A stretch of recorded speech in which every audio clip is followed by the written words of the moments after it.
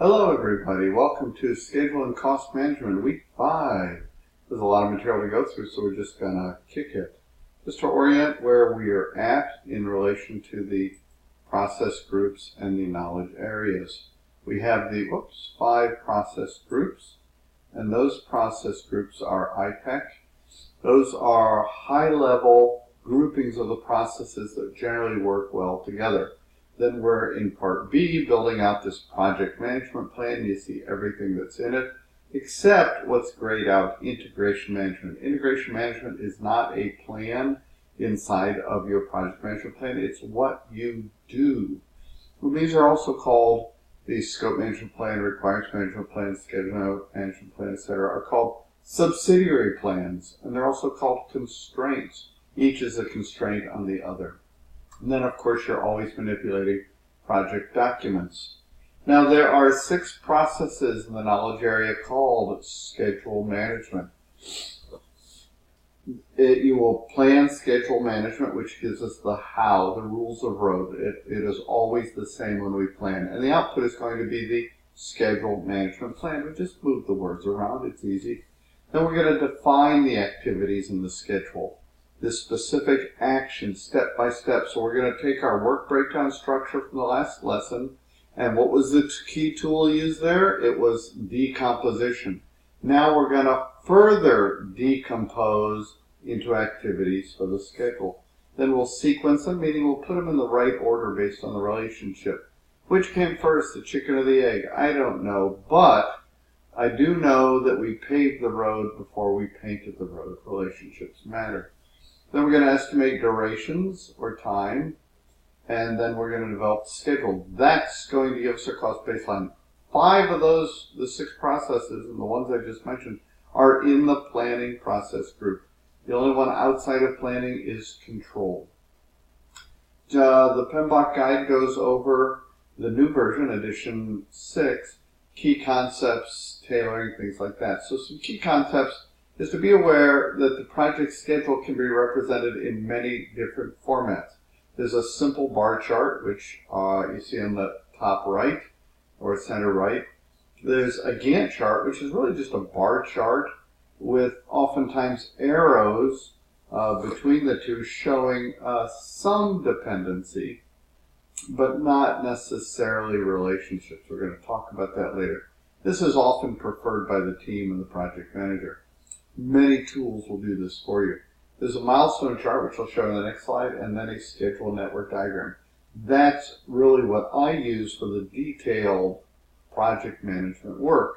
But day to day, I may use a Gantt chart. If I'm speaking to senior leaders, I'm probably going to use a milestone chart, which is here.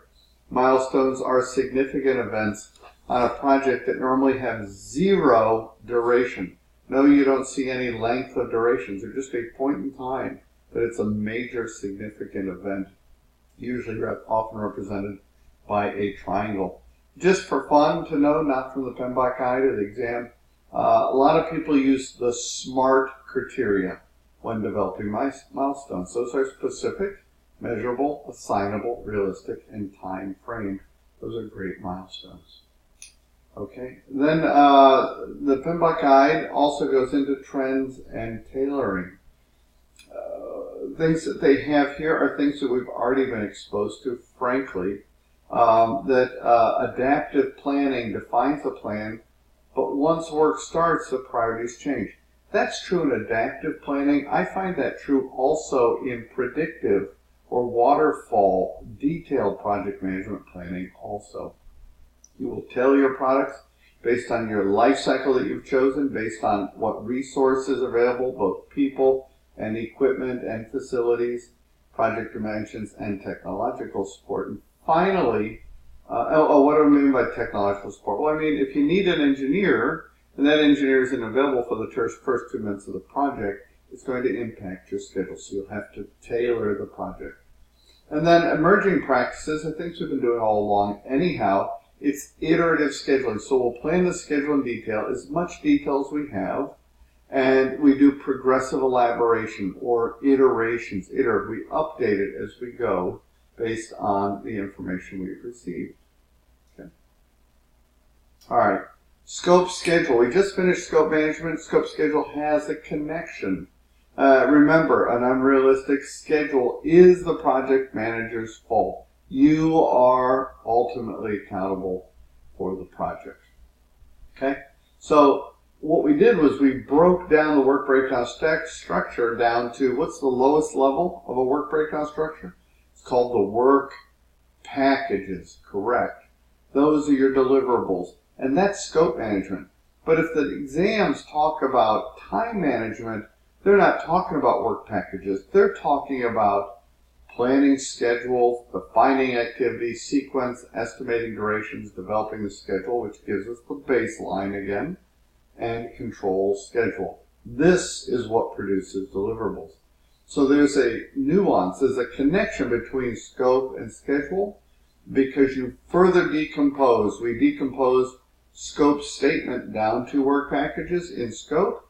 Now in schedule management, we're decomposing the work packages down to activities, okay, which we're going to define in a minute. And that's it for lesson 1.